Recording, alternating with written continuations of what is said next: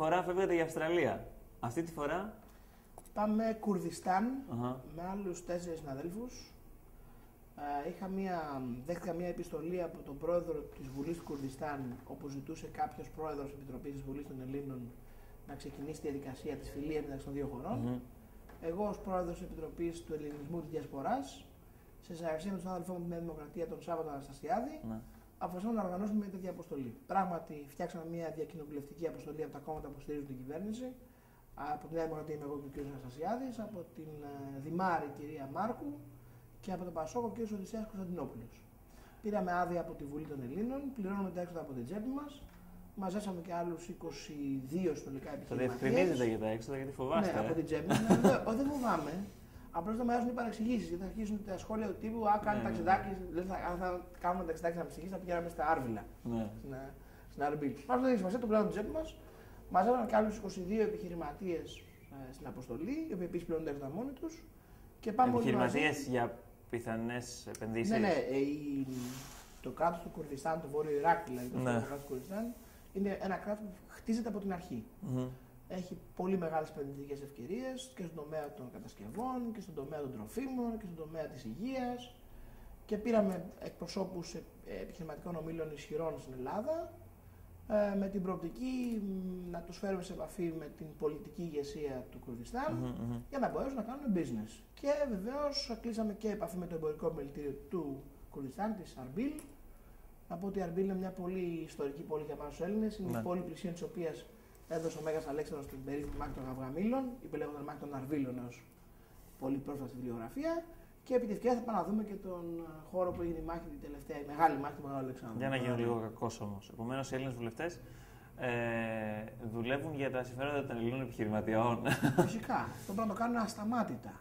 Ναι. Η δουλειά των βουλευτών. Όχι για των Ελλήνων πολιτών, για των Ελλήνων επιχειρηματιών. Η δουλειά των Ελλήνων βουλευτών είναι να βρουν δουλειά στον κόσμο. Ναι. Για να έχει δουλειά ο κόσμος πρέπει οι επιχειρήσεις στην Ελλάδα να δυναμώσουν. Ναι. Για να δυναμώσουν εκτός όμως.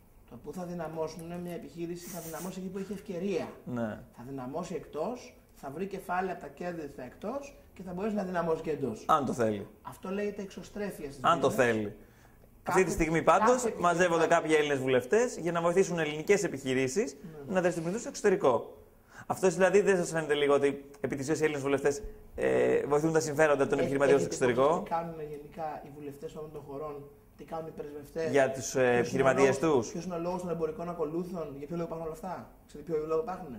Γιατί έχουμε εμπορικούς ακολούθους πρεσβευτές, ξέρετε? Για να βοηθάμε τους Έλληνες επιχειρηματίες να δυναμώσουν στο εξωτερικό. Η Βουλή δηλαδή αντιστρατεύεται τα συμφέροντα του Υπουργείου Εξωτερικών. Είναι μαζί. Τι πιστεύετε? Θεωρητικά μαζί. Άρα λοιπόν, αφού το Υπουργείο Εξωτερικών δουλεύει για τους Έλληνες επιχειρηματίες για να δυναμώσουν στο εξωτερικό, δεν πρέπει να δουλεύουν οι Έλληνες βουλευτές? Ναι. Εντάξει, απλά καταλαβαίνετε και την οπτική του ότι εσείς θα χάσετε υπάρξημα κάποιες μέρες από τη Βουλή. Καμία μέρα. Πάμε Παρασκευή, Σάββατο, Κυριακή. Η Βουλή είναι κλειστή. 3 μέρες. Ναι. Δεν θα χάσουμε ούτε ένα 24 ώρα από τη Βουλή. Δευτέρα πρωί θα είμαστε πίσω στα καθήκοντά μας. Οκ. Άρα δεν μπορείτε να βρείτε εσείς οι πολίτες οι πολίτες οι οργισμένοι, οι αγανακτισμένοι, οι τσακωμένοι με τον εαυτό σας, δεν μπορείτε να βρείτε το τσακ για να μας κατηγορήσετε. Ναι. Εντάξει. Δεν λέω εσάς προσωπικά. Το καταλαβαίνω. Λέτε όλους αυτούς που οι οποίοι τα έχουν ξαναπεί. Αυτή την πλευρά της κοινωνίας που ακούει τη λέξη Βουλή και σου λέει Βουλή, απατεώνες, που έχει ησυχάσει την κοροϊδία. 8.000 το μήνα και αυτοί που είναι βολεμένοι και εμείς που πεινάμε και τέτοιες τρίχες. Αυτοί που πεινάνε, είναι τρίχες. Δεν λέω για αυτοί που πεινάνε οι τρίχες. Τρίχες είναι η ιδέα ότι επειδή κάποιοι όντως πεινάνε και επειδή κάποιοι πρέπει όντως να τους βοηθήσουμε, η λύση είναι να βρούμε τη Βουλή. Αυτή είναι μια ανοησία. Τι να κάνουν, κάποιοι έτσι μπορούν να σκεφτούν, κάποιοι αυτόν τον τρόπο βρίσκουν. Εντάξει, η ανοησία είναι ελεύθερη δημοκρατία, δεν απαγορεύεται. Εξάλλου, ανοησίες ήταν και σε βαθμό όλους αυτούς που ψήφισαν ανθρώπους του παρελθόν που τους κοροϊδέψαν. Δεν ήταν αναγκαστικά ανοησία αυτό. Αλλά. Ήταν και συναλλαγή. Συναλλαγή. Βεβαίως. Πηγαίνανε στα κόμματα, ζητάγανε διορισμούς, ζητάγανε ρουσβέτια, τους κάνανε τα κόμματα ρουσβέτια και τους ψηφίζανε. Πουλάγανε την ψήφο τους για κάποια εξυπηρέτηση. Γιατί αυτό είναι κατά ανάγκη ανοησία. Μπορεί να του δώσω πολλούς χαρακτηρισμούς. Συνεργασία. Σας λέω συνεννόηση, σας λέω συναλλαγή, πώς δεν την πείτε. Αγοροπολισία, άλλωστε αυτό δεν είναι μια έννοια που λέγαμε πελατειακό κράτος. Δεν είναι πελατειακό κράτος, είναι κράτος με πελάτες. Για πείτε μου κάτι, μήνυση μέσω Twitter. Όχι, δεν έκανα μέσω Twitter. Τι δημοσιοποιήθηκε. Κανονικά. Ναι. Η δημοσιοποίηση της έγινε μέσω Twitter. Βεβαίως, το Twitter είναι ένας το αγαπάτε πολύ το Twitter. Το Twitter είναι ένας χώρος κοινωνικής δικτυώσεως για να μπορείς να δημοσιοποιείς πράγματα. Έτσι. Άρα λοιπόν, ναι. Φυσικά, όπως δημοσιοποιείς ότι πήγες στο τάδε εστιατόριο και έφαγες, όπως δημοσιοποιείς ότι θα βγεις στην τάδε εκπομπή, δημοσιοποιείς ότι έκανες μήνυση στον αξιότιμο κύριο πρόεδρο των Αξιωματικών Ελλήνων, κύριο Πάνο Καμένο. Αν δεν είναι σε αυτό αναφέρεστε. Ναι.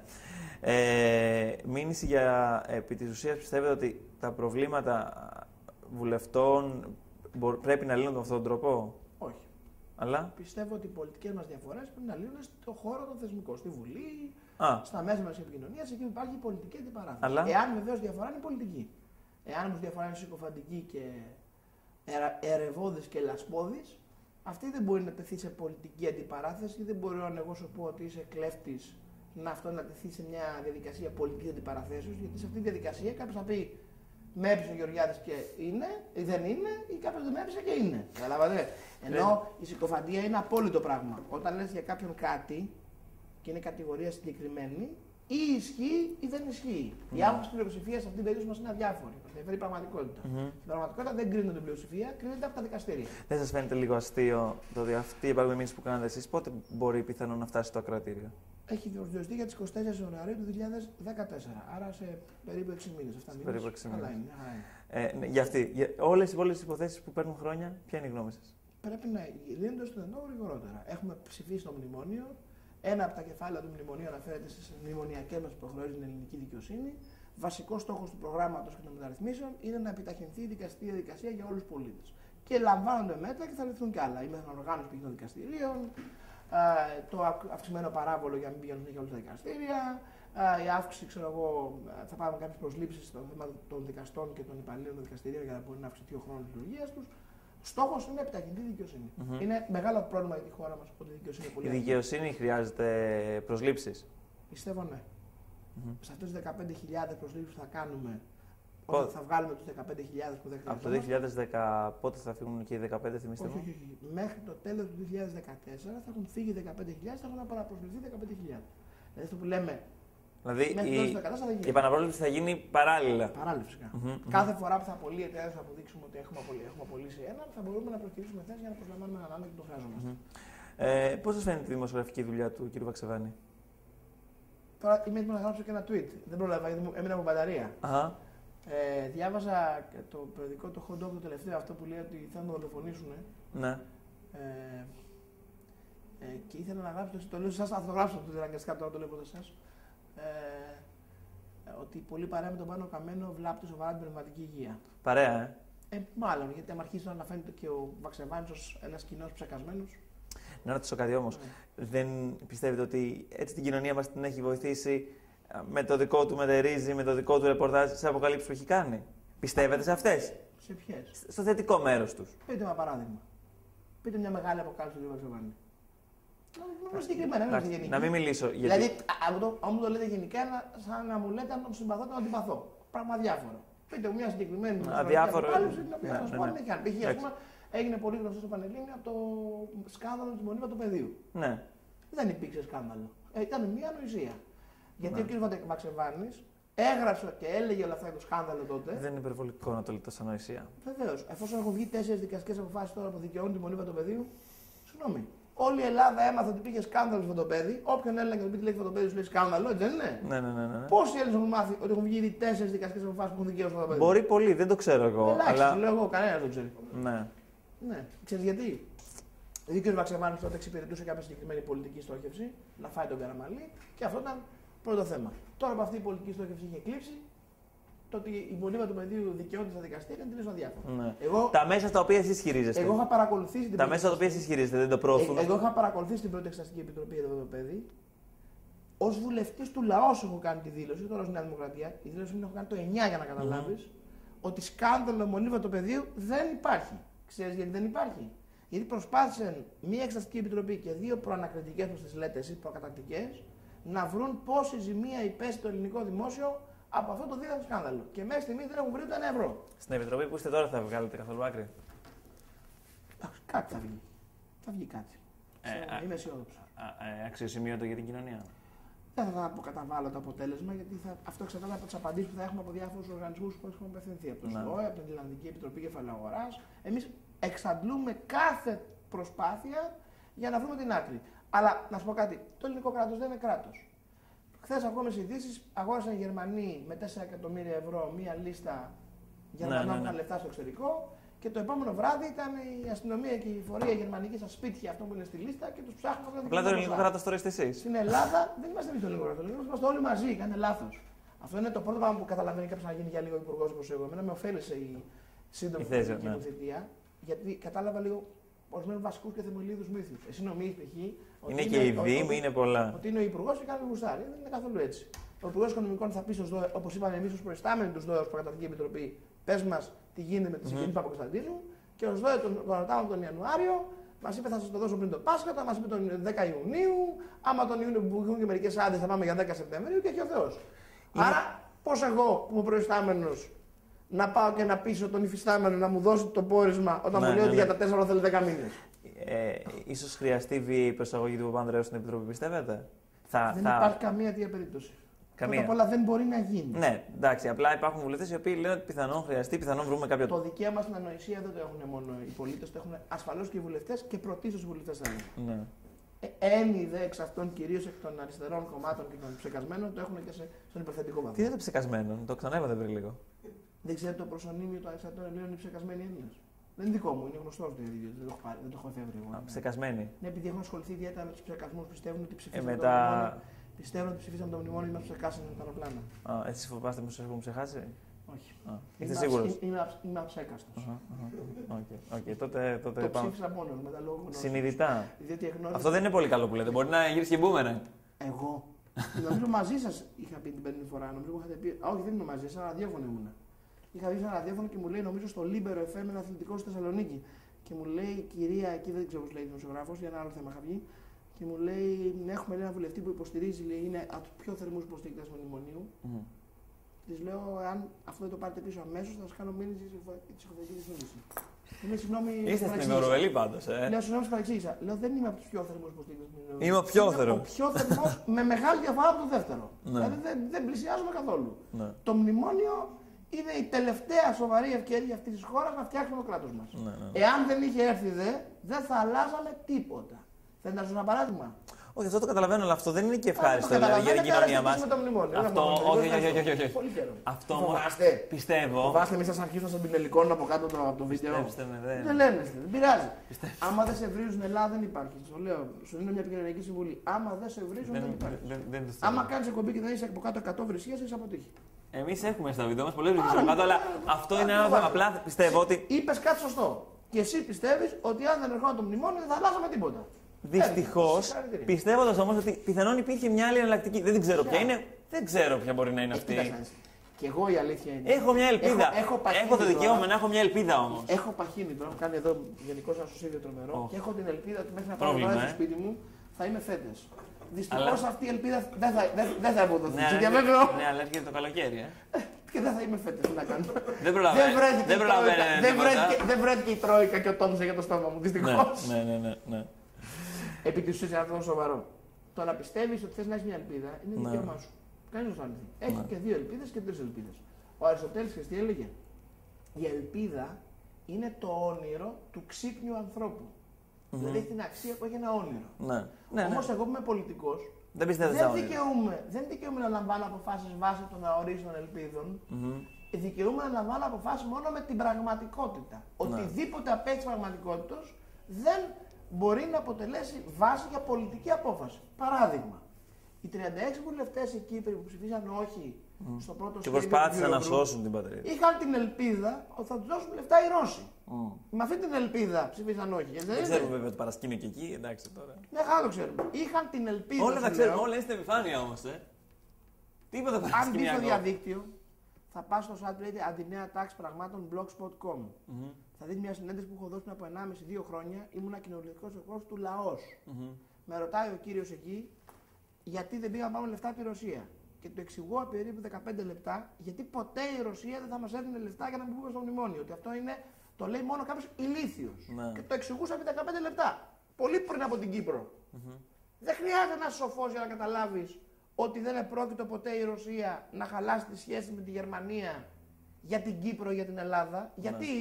Γιατί η Ρωσία με τη Γερμανία έχουν μεταξύ τους εμπορικές συναλλαγές στον χρόνο 2 τρισεκατομμύρια. 2.000 δισεκατομμύρια δηλαδή. Ναι. Άρα δεν πρόκειται να πάει ο Πούτιν, το ξανθόν γένος και όλα τα υπόλοιπα, να χαλάσει τη σχέση του με τα 2 δισεκατομμύρια που είχε να πάρει τους Γερμανούς για τα 40 δισεκατομμύρια ή τα 20 δισεκατομμύρια ή τα 10 δισεκατομμύρια των Κυπρίων. Ναι. Γιατί από τον Πούτιν, από τον ΑΒ Βασιλόπουλο και από τις εκδόσεις Γεωργιάδη, ο πελάτης έχει πάντα δίκιο. Ναι. Ο μεγάλος πελάτης της Ρωσίας είναι η Γερμανία, άρα δεν επρόκειτο ποτέ για μας η Ρωσία να χαλάσει για την Γερμανία. Το καταλαβαίνεις αυτό? Ναι, το καταλαβαίνω. Απλά υπήρξε όμως για την Κύπρο κάποια συζήτηση σίγουρα. Καμία συζήτηση υπήρξε. Υπήρξε μία μεταξύ της Μέρκελ και του Πούτιν διαβεβαιωμένη πλευρά συζήτηση, όπου το πιθανότερο ενδεχόμενο, δεν το ξέρω, σου λέω τι πιστεύω. Θα είπε ο Πούτιν, καλά, δεν θα βοηθήσω του Κυπρίους, αλλά τι θα μου δώσει τώρα παραπάνω, επειδή και εγώ δεν θα κατεβώ δικά στο χωράφια ή δεν τη λειτουργούν μεγάλες δυνάμεις. Και πήρε κάτι η Ρωσία από τη Γερμανία, επειδή δεν βοήθησε την Κύπρο. Αυτό έχει γίνει. Γιατί δουλεύουν μεγάλες δυνάμεις, δεν κατηγορώ τη Ρωσία τότε. Έτσι, τώρα το ίδιο κάνουν πάντα οι μεγάλες δυνάμεις στην ιστορία από την εποχή των αρχαίων Αθηναίων. Δεν έχει αλλάξει. Τα εξηγεί αυτό ο Θωκυδίδης. Λοιπόν, εγώ δεν μπορούσα να πάρω απόφαση το μνημόνιο, επειδή έλεγε ο Πάνος Καμένος, έχω συμφωνήσει με τον Πούτιν και θα φέρω 130 δισεκατομμύρια δολάρια αύριο για το Σόιμπλε. Γιατί κατάλαβες από την Κύπρο, αν περιμένω αυτά τα 130 δισεκατομμύρια δολάρια, τι θα παίρναμε ακριβώς. Μην το περιγράψω, γιατί θα γίνει. Μην το περιγράψω, όχι, δεν υπάρχει λόγος. Άρα, ας επανέλθουμε στην πραγματικότητα. Άλλη λύση δεν υπήρχε, ποτέ δεν υπήρχε από τη μέρα που χρεοκοπήσαμε, ούτε και υπάρχει. Ναι. Η λύση είναι μόνο μία. Να φτιάξουμε τη Σκύψτε χώρα το μας κεφάλι, γρήγορα. δουλέψτε, μην μιλάτε. Αυτή είναι. Είπα εγώ αυτό. Αυτό φαίνεται όμως. Λάθος κάνετε. Εγώ έτσι βλέπω. Να βάλετε γυαλιά. Να το βλέπετε λάθος. Φορά παππούς. Αλλά να του αλλάξετε. Να του αλλάξω, λέτε. Λάθος. Να σου εξηγήσω γιατί. Δεν βλέπω καλά έξω. Λάθος βλέπετε, φυσικά. Αυτό που βλέπετε είναι τα διαστρεβλωτικά γυαλιά που έχουν έρθει από τα μέσα μαζικής επικοινωνίας. Και εγώ κυκλοφορώ πολύ. Σε όλη την Αττική. Κανένας δεν μας πει το κεφάλι σε κανέναν. Το να φτιάξουμε το κράτος μας, δεν μιλάω για αυτό. το να βάλουμε ηλεκτρονική συνταγογράφηση. Η ζωή των ανθρώπων δεν έχει να κάνει με το μιλάω για το φαγελάκι που νομιμοποιείται. Καθόλου δεν νομιμοποιείται το φαγελάκι. Αυτό είναι άλλη μια ανοησία. Πολλές ανοησίες αυτά τα μέσα, είδατε όμως. Να σου το πω για το φαγελάκι να σε πείσω. Η τροπολογία για το φαγελάκι. Όχι, θα σε πείσω. Η τροπολογία για το φαγελάκι προήλθε από τον κύριο Γιάννη Πανούση. Τον ξέρει τον κύριο Γιάννη Πανούση? Τη Ζημάρ. Ναι, το γνωρίζω. Υπάρχει ένας Έλληνας που πιστεύει ότι ο κύριος Γιάννης Πανούσης είχε μια φοβερή καούρα να πάει στη Βουλή και να νομοθετήσει για να σώσει τους διεφθαρμένους που παίρνουν φακελάκια. Το πιστεύεις? Πιθανόν. Εγώ πιστεύω στον όχι. ανθρώπου. Άμα αρχίσουμε τώρα να λέμε και για τους ανθρώπους που ξέρουμε τη διαδρομή τους και το χαρακτήρα τους και τι έχουν κάνει. Ότι ξαφνικά ξυπνάνε μια μέρα και να πάνε να σώσουν τα φακελάκια, με συγχωρείς. Άρα, επειδή αυτό και εσύ δεν το πιστεύεις, πάμε να δούμε τώρα την ερμηνεία αυτής της διάταξης. Η διάταξη έχει μια ερμηνεία. Ποια είναι η ερμηνεία? Ότι επειδή έχουμε ψηφίσει το μνημόνιο που λέει με την απλή καταγγελία μπορεί κάποιο να βρεθεί εκτός δημοσίου, σου παρεμβάλλει στην απλή καταγγελία και στην απόλυση μια δικαστική διαδικασία για να κρίνει το δικαστήριο εάν αυτό που έχει πάρει έχει αξία ή όχι. Όπως ωραιότατα κρίνουν τα ελληνικά δικαστήρια, πάντοτε πολύ καλά. Εγώ δεν αμφισβητώ την ελληνική δικαιοσύνη. Δεν ξέρω τι κάνετε εσείς. Δεν αμφισβητώ. Εγώ δεν ξέρω άλλο τρόπο να συνεννοούμαστε. Δεν υπάρχει δυστυχώς άλλο τρόπο να συνεννοούμαστε, αλλά ο συγκεκριμένος που. Η πρόθεση του κ. Πανούση προφανώς αυτή ήταν. Παρά τα αυτά, επειδή εγώ δεν έχω κανένα λόγο, βγάλτε τη. Αλλά προσέξτε το πρόβλημα τώρα. Θα τη βγάλουμε. Όταν θα γίνουν οι πρώτες απολύσεις με την απλή καταγγελία, θα λέτε μα με απλή καταγγελία του απολύετε. Εσείς οι ίδιοι το λέτε. Που τώρα κατακρίνετε. Άρα λοιπόν δεν βυσάξει τη χώρα, δεν θα μας συνηθούμε. Επασπέθουμε στο πραγματικό τώρα. Ο μόνος τρόπος για να φτιάξουμε τη χώρα μας και να μην έχουμε ανάγκη την Τρόικα και να φύγουν μια ώρα αρχίτερα είναι να μην τους έχουμε ανάγκη. Δηλαδή να μην χρειαζόμαστε τα λεφτά τους. Για να μην χρειαζόμαστε τα λεφτά τους, πρέπει να μάθουμε να ζούμε με τα δικά μας τα λεφτά. Και να παράγουμε το δικό μας πλούτο. Π.χ. το ταξίδι που κάνουμε αύριο, στοχεύει σε αυτό. Να φέρει περισσότερο εισόδημα απ' έξω λεφτά μέσα στη χώρα. Και άλλο πλούτο μπορούμε να παράγουμε σκουριές. Σκουριές τέλειος πλούτος είναι. Τέλειος. Τι, και εκεί αμφισβητείτε? Είμαστε στο κέρδος. Εγώ χαίρομαι πολύ για τέτοιες επενδύσεις. Είμαι ευτυχισμένος που στη χώρα μου καταστρέφουμε το μέλλον των παιδιών, καταστρέφουμε το περιβάλλον για να έχουμε τώρα κάποια χρήματα παραπάνω. Θα στείλει γι' αυτό. Λοιπόν, ακούστε. Πάμε πάλι από την αρχή. Ναι. Κάνετε και μαθήματα, έχω μάθει και το έχετε. Πάμε από την αρχή. Στον δυτικό κόσμο, όταν διαφωνούν δύο άνθρωποι, δύο ομάδες, λέει, ας πούμε, είχε κυβέρνηση. Εδώ δεν είναι μια κυβέρνηση πέντε σιγουρίας, είναι τριών διαδοχικών. Έχει ξεκινήσει από Καραμαλή, έχει συνεχιστεί επί Παπανδρέου, έχει συνεχιστεί επί Παπαδήμου και ολοκληρώνεται επί Σαμαρά. Περάσανε 4 πανεπιστήμια περιβαλλοντικές μελέτες, περάσαν τις περιφέρειες, περάσαν δημοτικά συμβούλια, περάσαν όλες τις διαδικασίες που έχει το ελληνικό κράτος. Συμφωνούμε μέχρι εδώ. Ό,τι έχει. Και ό,τι έχει η Ευρωπαϊκή Ένωση. Περάσαν και την Ευρωπαϊκή Νομοθεσία. Ό,τι έχει. Κάποιοι κάτι διαφωνήσανε. Πόσο αλήθεια μπορεί να είναι? Κάποιοι κάτι διαφωνήσανε. Όχι κάποιοι. Κάποιοι. Τη Ιερουσού συγκεκριμένα. Δεν είναι 5-10 όμως. Είναι ο μισός νομός. Ο άλλος μισός δεν να γίνει. Ωραία. Διαφωνεί λοιπόν ο μισός νομός με τον άλλο μισό. Ναι. Πώς λύνονται οι διαφορές σε αυτή την περίπτωση σε ένα κανονικό κράτος? Πάνε στο δικαστήριο. Ναι, πήγανε λοιπόν στο Συμβούλιο της Επικρατείας. Το Συμβούλιο της Επικρατείας είναι ο ανώτατος βαθμός δικαιοσύνης που έχει το ελληνικό σύστημα. Δεν είναι πιο πάνω. Μην μας τα εξηγείτε όλα. Κάποιοι οποίοι δεν ξέρουν θα γκουγκλάρουν. Χθες βγήκε η απόφαση του Συμβουλίου της Επικρατείας. Τι λέει αυτή η απόφαση? Ότι οι περιβαλλοντικές μελέτες είναι ισχυρές, ότι φόβος για το περιβάλλον δεν υπάρχει και ότι το δημόσιο είναι να κερδίσει πάρα πολλά λεφτά. Ερώτηση. Αφού τώρα έχουν ολοκληρώσει αυτοί οι επενδυτές όλες τις προβλεπόμενες διαδικασίες του Ευρωπαϊκού Κράτους, αφού έχουν περάσει όλες τις διαδικασίες της Ευρωπαϊκής Ενώσεως και αφού κερδίσαν και το δικαστήριο, θα συνεχίσουμε να το συζητάμε? Όχι. Το θέμα έχει λήξει, είναι όλα τέλεια. Και προφανώς όλοι αυτοί οι άνθρωποι ήταν ή ηλίθιοι ή δεν γνώριζαν. Οι κάτοικοι της Ιερισσού είχαν συμφέροντα από τον τουρισμό που θα τον χάσουν. Δεν θα χάσουν τίποτα. Οι κάτοικοι της Ιερισσού έχουν παρασυρθεί από τους γνωστούς τύπου 113 Σιριζέων που σταματήσαν την πλήρη ανάπτυξη στο Δανεικό εδώ πριν από μερικά χρόνια. Από τους γνωστούς ανθρώπους που κάνουν εμπόριο με την καταστροφή του τόπου. Πολιτικό εμπόριο εννοώ, έτσι. Και τα μέσα βέβαια. Και πολλά μέσα κάνουν εμπόριο με αυτό. Καλά, τα μέσα. Άλλα μέσα που κατά καιρού σα βοηθούν, κατά καιρού όχι, ανάλογα τα συμφέροντα και πάλι. Εγώ δεν έχω χαϊδέψει τα μέσα. Τα μέσα πουλάνε μιζέρια κατά κούρον. Δεν φταίνουν τόσο πολύ αυτά. Αυτή είναι ο λαό μα με την εξή έννοια. Όταν ο Παπαδάκης, να μην συγκεκριμένα εγώ μέσα μιλάω γενικά, ή ο Αυτιάς, φίλοι μου και οι δύο, θα παίξουν μια ωραία θετική είδηση για το ότι ξέρω, θα έχει μια μεγάλη επένδυση στη χώρα και ότι θα βρεθούν καταθέσει συνεργασίες. Η τηλεθέαση θα πάει από το 30 στο 8. Καταστάθηκε η εκπομπή του Παπαδάκη του Αυτιά. Αν ανάποδα παίξει 300 Έλληνες χάσαν τη δουλειά του σήμερα και ανεργία και πεινάνε τα σκουπίδια. Πάντα πάει δηλαδή από το 30 στο 35-40. Τι να κάνουν κι αυτοί, πες με αυτό που πουλάει. Θέλουν μιζέρια. Είναι ο πελάτης και ένα δίκιο. Πώς σας θέλουν όμως? Δηλαδή από τη μία οι τηλεθεατές είναι. Εγώ δεν είμαι το τυπικό δείγμα πολιτικού στην Ελλάδα, πιστεύω. Είμαι πολύ διαφορετικό από του πολιτικού στην Ελλάδα. Ναι. Εγώ δεν χαϊδεύω αυτιά. Παρ' όλα αυτά σας θέλει ο κόσμος. Εντάξει, υπάρχουν και αρκετός κόσμος. Δεν είναι αρκετός. Δεν είναι όλοι. Ναι, απλά να ρωτήσω πώς γίνεται από τη μία οι τηλεοπτικές εκπομπές όταν έχουν μίζερα θέματα να πηγαίνουν πάρα πολύ καλά και από την άλλη οι ίδιες τηλεοπτικές εκπομπές με το ίδιο σχεδόν κοινό με εσάς πάλι να πηγαίνουν πολύ καλά. Που δεν χαϊδεύετε τα αυτιά. Λίγο οξύμορο δεν σας φαίνεται. Ευχαριστώ για το κομπλιμάν. Πιστεύω ότι αυτό το οποίο συμβαίνει είναι το εξής. Επειδή εγώ δεν κρύβομαι και επειδή αυτό που σκέφτομαι θα το πω. Το έχουν εκτιμήσει. Όχι, αυτό προκαλεί κάποιο είδους τηλεοπτικό ενδιαφέροντος διότι δεν έχω αυτό που λέμε ξύλινη γλώσσα. Δεν μου αρέσει κιόλας. Άρα ο άλλο τηλεθέατος λέει: εκεί κάτι θα ακούσω. Μπορεί να με ακούσει για να τσαντίζεται. Δεν λέει: με ακούει επειδή συμφωνεί. Πιστέψτε με, μπορεί να με ακούσει για να πει εκείνη την ώρα πάλι αυτό, ο Μπίξε, ο Δίξε. Αυτό δεν έχω ένα θέμα εγώ. Το ακούνε όμως. Αυτό με εντυπωσιάζει.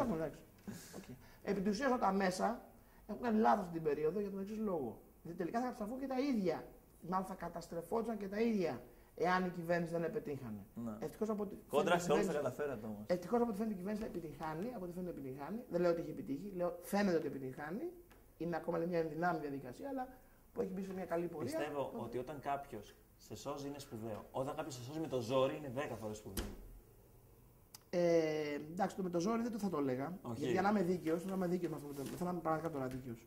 Πρώτα απ' όλα, ο ελληνικός λαός ψήφισε σε 2 εκλογικές αναμετρήσεις που θα μπορεί να τα κοινάξει όλα στον αέρα και τελικά ψήφισε το μνημόνιο.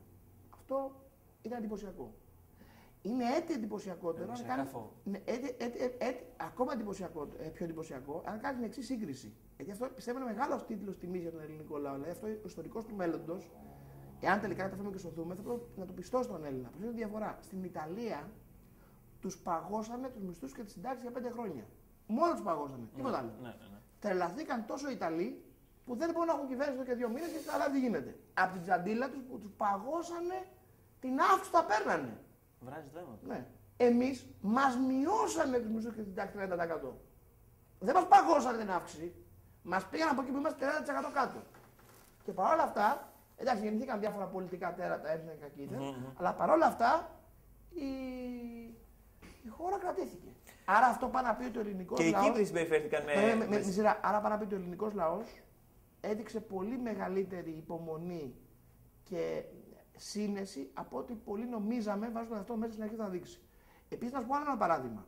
Πιστεύετε ότι θα καταφέρει ο λαός να ανατρέψει λογική λέλαπα? Εγώ φοβόμουν ότι θα αυτοκτονούσαμε, αλλά ευτυχώς δεν αυτοκτονήσαμε.